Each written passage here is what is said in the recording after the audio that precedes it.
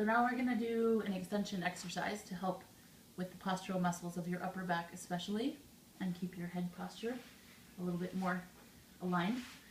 So the first, we're going to do it in 2 steps. The first step, you're going to let your head drop down so that you have your forehead on the mat.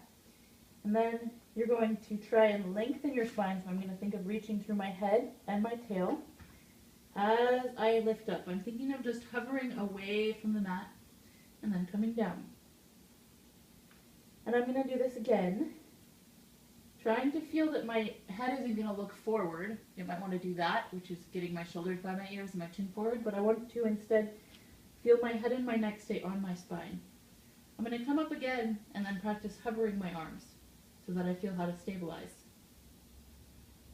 I'm going to do that once again, hovering my arms.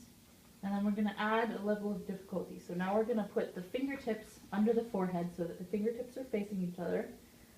I'm going to lift up, keeping the backs of the hands like they're glued to the forehead, and keeping my head and neck aligned on my spine. I'm going to do that, and then I'm going to imagine that I'm rotating to just barely look under my hand one way and on the other way. I want to do this very small so that I'm rotating around the axis of my spine, rather than if I try to do it big, I want to do my shoulders and my elbows like that. But I want to instead do a very tiny turn so that I'm turning right around my spine, trying to look under my hand or my elbow, keeping the backs of the hands on the forehead.